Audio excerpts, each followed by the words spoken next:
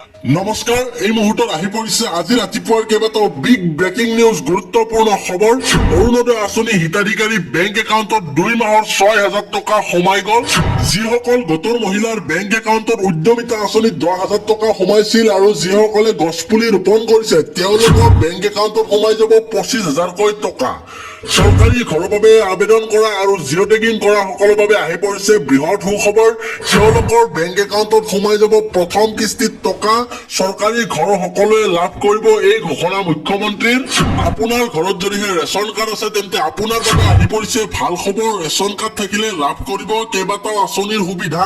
Ration card থকা সকলৰ বাবে আহি পৰিছে নতুন আঁচনি, লগতে ৰেচন কাৰ্ডত লাভ কৰিব এইকেইবিধ সামগ্ৰী। অসমৰ মাননীয় মুখ্যমন্ত্ৰী হিমন্ত বিশ্ব শৰ্মা ডাঙৰীয়াই কেইবাটাও বৃহৎ ঘোষণা কৰিছে, লগতে আহি পৰিছে আজিৰ দিনটোৰ কেইবাটাও গুৰুত্বপূৰ্ণ খবৰ। আটাইখিনি খবৰ ভালদৰে জানিবলৈ ভিডিঅ'টো স্কিপ নকৰাকৈ শেষলৈকে চাই থাকক আৰু চেনেলটো ছাবস্ক্ৰাইব কৰি ৰাখিব যাতে সদায় এই ধৰণৰ খবৰ পাই থাকিব পাৰে। এতিয়া অৰুণোদয় পাবৰ কাৰণে আমাৰ মানদণ্ড কি হ'ব? সকলোৱে আবেদন কৰিব। আমি কাক অৰুণোদয় দিম? প্ৰথম, অৰুণোদয় পাবৰ কাৰণে মোৰ এখন ৰেচন কাৰ্ড থাকিব লাগিব। যাৰ ৰেচন কাৰ্ড নাই সি ৰেচন কাৰ্ড বনাই ল'ব, কিন্তু ৰেচন কাৰ্ড থাকিবই লাগিব যাতে লাহে লাহে আমি ৰেচন কাৰ্ডৰ লগত অৰুণোদয় আমি সামঞ্জস্য ৰাখিব পাৰো। বিধানসভাতো প্ৰশ্ন কৰিলে আমি তেওঁৰ ডিটেইলছ দিব পাৰো, কাৰণ ৰেচন কাৰ্ডত দেউতাক, মাক, এড্ৰেছ আৰু আধাৰৰ লগত ৰেচন কাৰ্ডখন জড়িত হৈ আছে। তাৰমানে অসমত অৰুণোদয় 3.0 ৰেচন কাৰ্ড, আধাৰ, অৰুণোদয় এটাই ডাটাবেছ হ'ব। আমি লগে লগে যোনে যি প্ৰশ্ন কৰে আমি লগে লগে উত্তৰ আমি দিব পাৰিম। অৰুণোদয় পাবৰ কাৰণে আমি কি কৰো? প্ৰথম অৰুণোদয় আমি কাক দিওঁ যে গাঁওখনত গোটেই মানুহ বহিলে, মিটিং হল যে আমাৰ গাঁৱত 100 অৰুণোদয় আহিছে, আমি কেনেকে বিতৰণ কৰিম। বহুত সময়ত বহুত মহিলাই মোক কয়, বাবা মই অৰুণোদয় পোৱা নাই।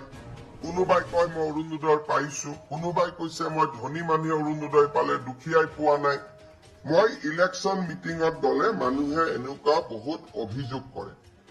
আজি অসমৰ সকলো জাগাতে 2,000, 3,000, 5,000 মানুহ বহি আছে, বিশেষকৈ আই মাতৃসকল বহি আছে অৰুণোদয়ৰ বিষয়ে শুনিবৰ কাৰণে।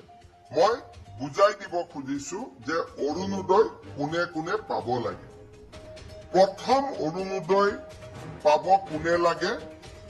বিধৱা মহিলাগৰাকী, অৰ্থাৎ যি পৰিয়ালত বিধৱা মহিলা আছে সেই পৰিয়ালে অৰুণোদয় আঁচনি পাব লাগে। যদি কোনোবা পৰিয়ালত 45 বছৰৰ ওপৰৰ অবিবাহিতা ছোৱালী আছে সেই পৰিয়ালটোৱেও অৰুণোদয় পাব লাগে। কোনোবা পৰিয়ালত যদি বিবাহ বিচ্ছেদ হোৱা মহিলা আছে সেই পৰিয়ালটোৱেও অৰুণোদয় পাব লাগে। কোনোবা পৰিয়ালত যদি স্বামীয়ে বিবাহ বিচ্ছেদ আইনমতে দিয়া নাই কিন্তু এৰি থৈ গুচি গল, তেনেকুৱা মহিলা থকা পৰিয়ালত অৰুণোদয় পাব লাগে। এইটো হল অৰুণোদয় প্ৰথম নিয়ম। দ্বিতীয় অৰুণোদয় কোনে পাব লাগে?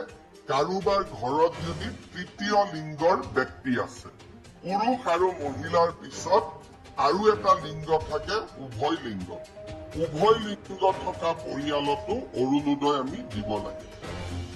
তৃতীয়তে, যাৰ ঘৰত দিব্যাংগ ব্যক্তি আছে, কাৰণ পৰিয়ালটোৱে দিব্যাংগ ল'ৰা ছোৱালী এটাক চাবৰ কাৰণে খৰচ কৰিব লাগে, দিব্যাংগ ব্যক্তি থকা পৰিয়ালক আমি অৰুণোদয় দিব লাগে।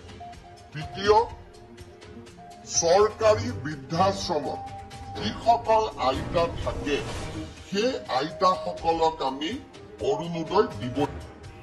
মুখ্যমন্ত্ৰী হিমন্ত বিশ্ব শৰ্মাৰ পুনৰ বৃহৎ ঘোষণা। আগষ্ট মাহৰ পৰাই চাউল, চেনি, দাইল যোগানৰ প্ৰক্ৰিয়া পুনৰ আৰম্ভ হ'ব।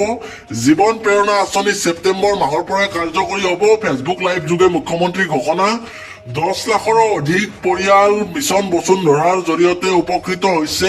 25 ডিচেম্বৰৰ পৰা মিছন বসুন্ধৰা 4 আৰম্ভ হ'ব। বসুন্ধৰা সম্পৰ্কে পৰামৰ্শ ল'বলৈ এটা পৰ্টেল খোলা হ'ব। সেই পৰ্টেলত অসুবিধা আৰু পৰামৰ্শসমূহ জনাব পাৰিব। লাচিত বৰফুকনৰ বিষয়ত নিৰ্মাণ হ'ব বোলছবি ধুৰন্ধৰ চিনেমাৰ পৰিচালক আদিত্য ধৰক লগ কৰিব মুখ্যমন্ত্ৰীয়ে। আদিত্য ধৰে আগষ্ট মাহত লগ পোৱাৰ প্ৰতিশ্ৰুতি দিছে। চিএম ত্ৰিপুলে সন্দৰ্ভত মুখ্যমন্ত্ৰীৰ মন্তব্য। চিএম ত্ৰিপুলেৰ কেইবাটাও পৰ্যায় আছে। প্ৰথমে 25,000 যুৱকক 1 লাখকৈ টকা দিছিলো। এতিয়া প্ৰথম কাম হ'ব বাকী ৰোৱা 13,000ক পুনৰীক্ষণ কৰা। যি আৰু 1 লাখকৈ টকা পোৱাৰ যোগ্য তেওঁলোকক 1 লাখকৈ টকা প্ৰদান কৰা হ'ব। নিৰ্বাচনৰ পূৰ্বে 75,000 যুৱক যুৱতীক 75,000 টকাকৈ দিছিলো। এতিয়া তেওঁলোকে 3 দিনৰ প্ৰশিক্ষণ গ্ৰহণ কৰি আছে। প্ৰশিক্ষণ সম্পূৰ্ণ হলে বাকী 25,000 টকা দিয়া হ'ব। বাজেটত ঘোষণা কৰা অনুসৰি 50,000 যুৱকক চিএম ত্ৰিপুলৰ বাবে বাছনি কৰা হ'ব। আৰু ৰাজ্যত কেইবাবিধ সামগ্ৰীৰো অত্যাৱশ্যকীয় সামগ্ৰীৰ মূল্য পুনৰ বৃদ্ধি পাইছে। বিপিটি চাউলৰ প্ৰতি কেজিত 8 টকাকৈ দাম বৃদ্ধি। প্ৰতি লিটাৰ মিঠাতেলত 5 টকাকৈ বৃদ্ধি। চেনি প্ৰতি কেজিত 6 টকাকৈ বৃদ্ধি। 45 টকাৰ পৰা 50 টকা হল প্ৰতি কিলো পিঁয়াজৰ দাম। আৰু অস্বাভাৱিক হাৰত বৃদ্ধি পাইছে কণীৰ দাম। প্ৰতি প্লেট কণীত 50 টকা পৰ্যন্ত দাম বৃদ্ধি। প্ৰতি প্লেটত 222 টকীয়া কণীৰ দাম হলগৈ 270 টকা। ৰাজ্যৰ লাখ লাখ মহিলাৰ বাবে আহি গ'ল ডাঙৰ খবৰ। মুখ্যমন্ত্ৰী হিমন্ত বিশ্ব শৰ্মাই ডাঙৰ ঘোষণা কৰিছে। 3 আগষ্টৰ পৰা পুনৰ আৰম্ভ হ'ব অৰুণোদয় আঁচনি। অৰুণোদয় 3.0ক লৈ বৃহৎ ঘোষণা। সভাৰ জৰিয়তে নতুন চৰকাৰে প্ৰদান কৰিব অৰুণোদয় আঁচনিৰ প্ৰথম কিস্তিৰ ধন। 6 আৰু 7 আগষ্ট তাৰিখে বিতৰণ কৰা হ'ব নিযুত মইনা আৰু নিযুত বাবু আঁচনিৰ প্ৰমাণ পত্ৰ। ৰাজ্যৰ লাখ লাখ মহিলাৰ বাবে ডাঙৰ খবৰ। নিৰ্ধাৰিত সময়ত প্ৰমাণ পত্ৰসমূহ ছাত্ৰ ছাত্ৰীসকলে পূৰণ কৰি জমা দিব লাগিব। ছেপ্টেম্বৰ মাহৰ পৰা লাভ কৰিব নিযুত মইনা আৰু নিযুত বাবু আঁচনিৰ ধন। মুখ্যমন্ত্ৰী হিমন্ত বিশ্ব শৰ্মাৰ বৃহৎ ঘোষণা। জীৱন প্ৰেৰণা আঁচনিও শীঘ্ৰেই পুনৰ আৰম্ভ হ'ব।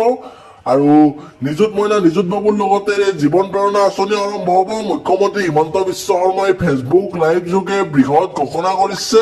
হিমন্ত বিশ্ব শৰ্মাৰ ডাঙৰ ঘোষণা। 6 আৰু 7 আগষ্ট তাৰিখে প্ৰদান কৰা হ'ব নিযুত মইনা আৰু নিযুত বাবু আঁচনিৰ প্ৰমাণ পত্ৰ।